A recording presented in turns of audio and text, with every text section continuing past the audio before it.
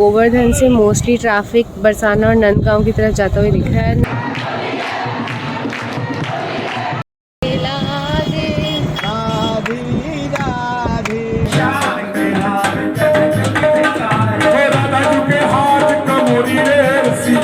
चलो राधे राधे बोलो। राधे राधे, जय श्री कृष्णा।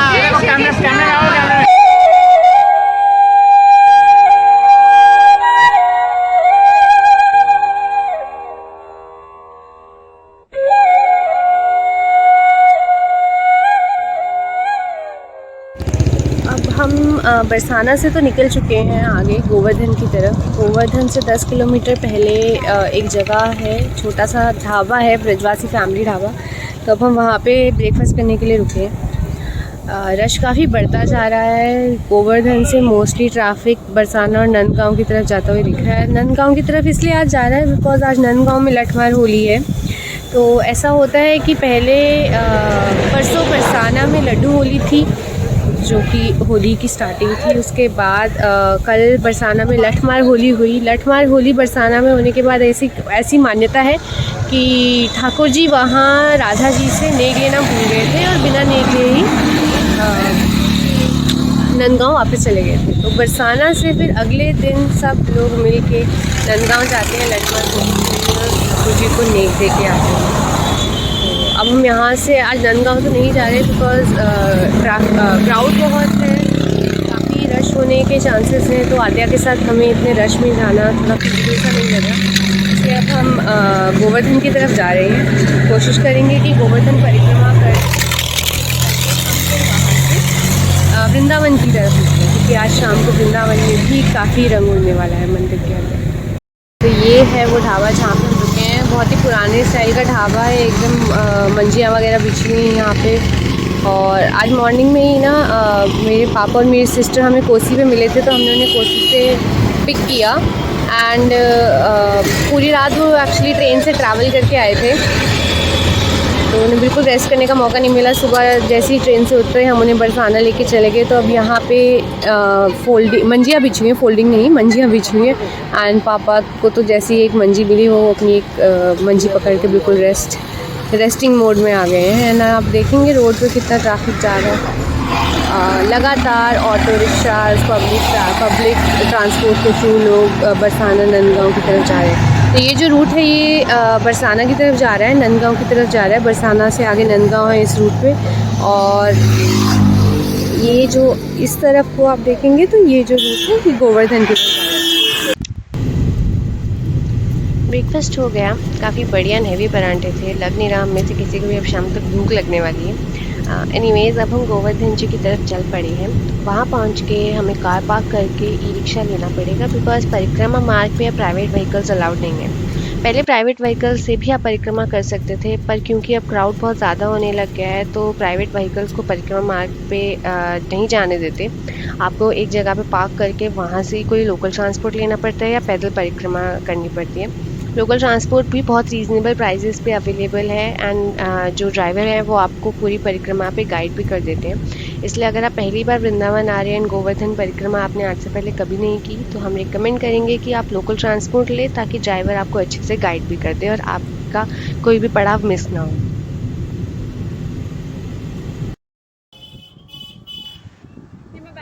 ई रिक्शा हमने हायर कर लिया है। भैया ने बोला है कि वो 2 घंटे में हमें पूरी परिक्रमा करवा देंगे और सारे दर्शन भी करवा देंगे। तो चलिए हम अपनी गिरिराज जी की परिक्रमा शुरू करते हैं। गिरिराज धरण की जय।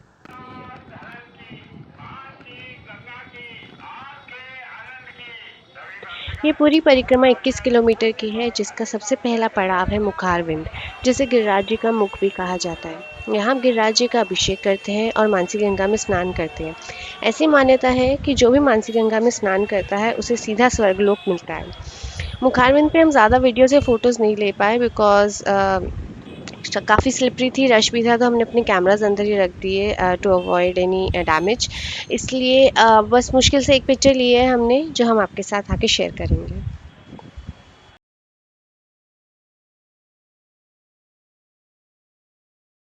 राधे बोलो श्याम दौड़े चले आएंगे। राधे राधे बोलो श्याम दौड़े चले आएंगे। राधे राधे बोलो श्याम दौड़े चले आएंगे। राधे राधे बोलो श्याम दौड़े चले आएंगे। राधे राधे बोलो श्याम दौड़े चले आएंगे। राधे राधे बोलो श्याम दौड़े चले। मुखारबिंद जी के दर्शन करके अब हम अपने अगले पड़ाव की तरफ चल पड़े हैं। गिरिराज जी की परिक्रमा में हमारा अगला स्टॉप है दान घाटी। गिरिराज जी की परिक्रमा मार्ग दो हिस्सों में बटा हुआ है, बड़ी परिक्रमा और छोटी परिक्रमा।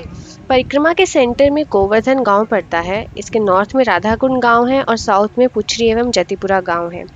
दान घाटी से बड़ी परिक्रमा की शुरुआत होती है जो कि 14 किलोमीटर की है। दान घाटी से शुरू होकर पुछरी और जतिपुरा से वापस गोवर्धन दान घाटी पर बड़ी परिक्रमा खत्म होती है और वहां से फिर छोटी परिक्रमा शुरू होती है। ये गिरिराज जी का पूरा मैप है जिसमें आप देख सकते हैं कि परिक्रमा कैसे कैसे चलती है। अब ये परिक्रमा लोग 2 दिन में भी कर सकते हैं। पहले बड़ी परिक्रमा कर ली एक दिन और दूसरे दिन छोटी परिक्रमा कर ली, या आप एक दिन में भी ये पूरी परिक्रमा कंप्लीट कर सकते हैं। तो अब हम दान घाटी दर्शन करके बड़ी परिक्रमा की शुरुआत करेंगे। दान घाटी अलवर डिस्ट्रिक्ट में पड़ता है, तो ये पूरा परिक्रमा जो है यूपी राजस्थान होते हुए फिर वापस यूपी में आ जाती है। राजस्थान में पुछरी जतिपुरा पड़ते हैं एंड देन वापस यूपी की तरफ आ जाती है ये परिक्रमा। दान घाटी में बहुत अच्छी मार्केट है, बहुत अच्छे अच्छे रेस्टोरेंट्स भी अवेलेबल हैं। तो इन केस अगर आप यहाँ पे रेस्ट करना चाहते हैं, रुक के कुछ खाना पीना चाहते हैं, तो ईजिली आपको रेस्टोरेंट्स मिल जाएंगे।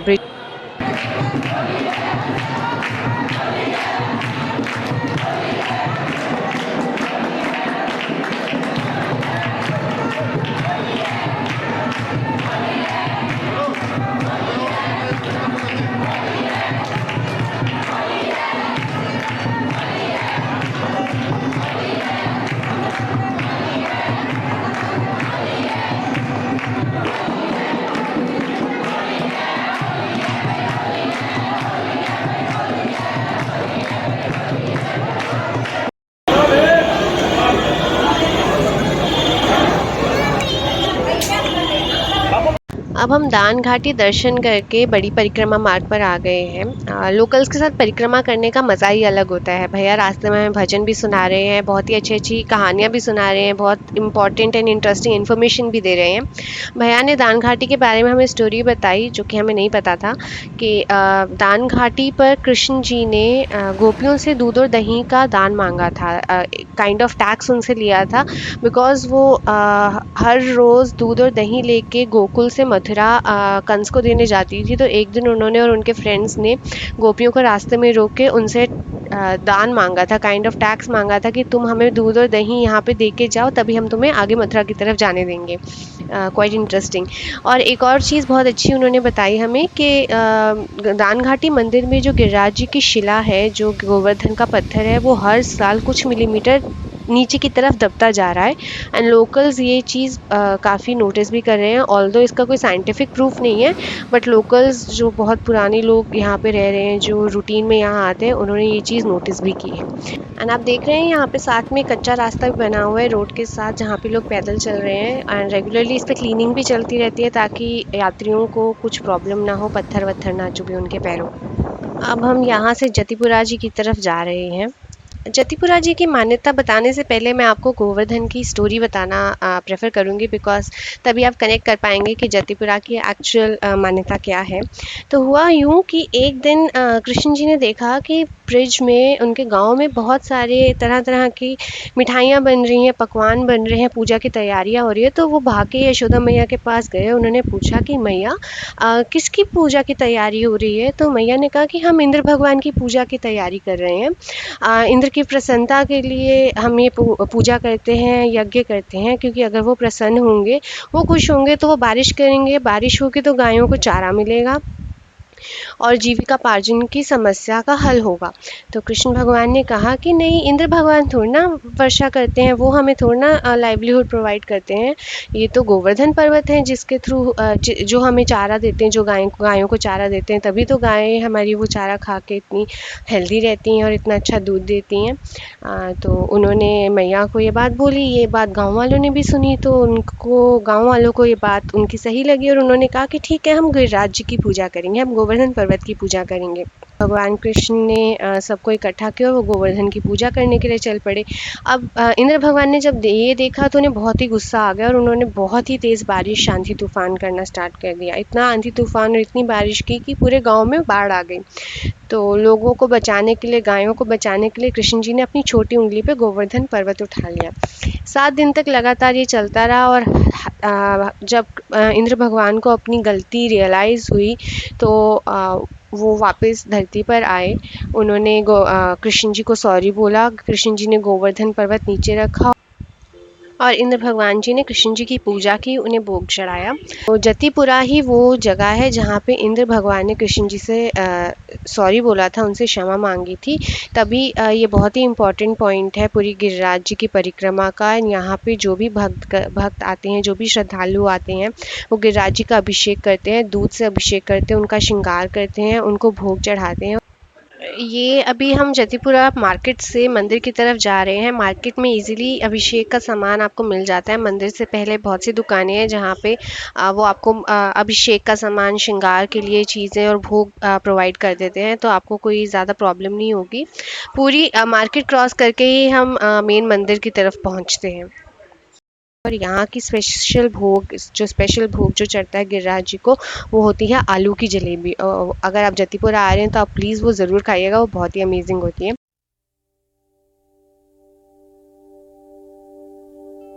चलिए, आप सबको हम अपने साथ जतिपुरा गिरिराज जी के अभिषेक के दर्शन कराएंगे। आगे आने वाली क्लिपिंग्स में आपको अभिषेक के दर्शन होंगे।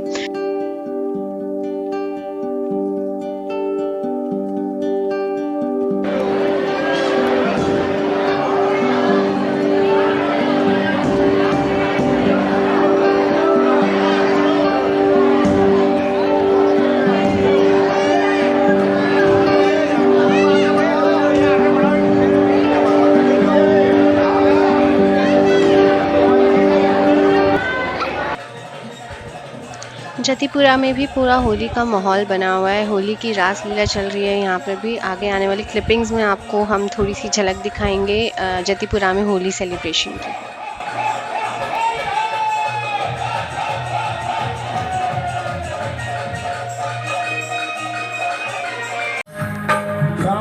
हाथ कनक पिचकारी, शाम के हाथ कनक पिचकारी, राधा जी के हाथ कमोरी रे रसिया, राधा जी के हाथ कमोरी रे रसिया, राधा जी के हाथ कमोरी रे रसिया, राधा जी के हाथ कमोरी रे। जतिपुरा में गिरिराज जी का अभिषेक करके, दर्शन करके, वहाँ पे होली का आनंद लेके अब हम अपने परिक्रमा के आखिरी पड़ाव की तरफ जा रहे हैं, राधा कुंड और कृष्ण कुंड। तो अब हम आपको राधा कुंड और कृष्ण कुंड के दर्शन कराएंगे और उसके पीछे की कुछ स्टोरीज़ हैं जो मैं आपके साथ शेयर करूँगी।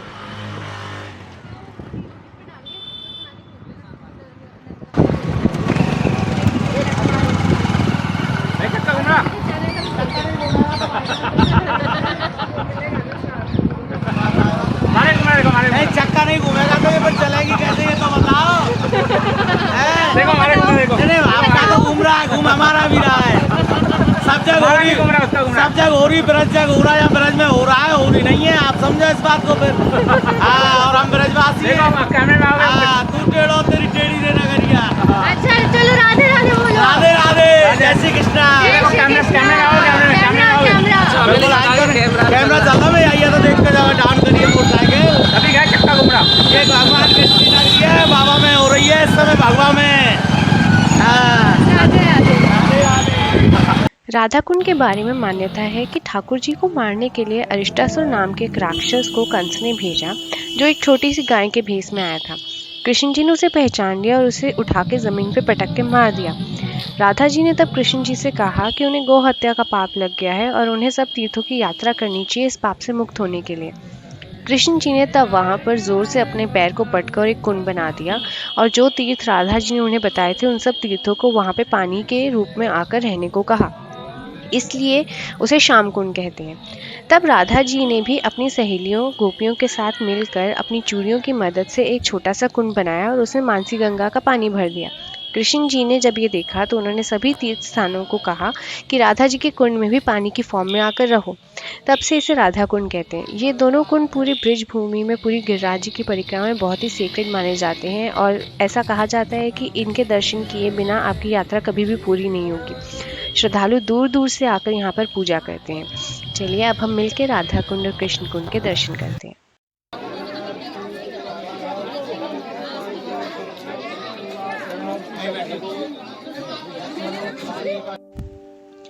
राधा कुंड श्याम कुंड के दर्शन के साथ ही हमारी परिक्रमा कंप्लीट होती है।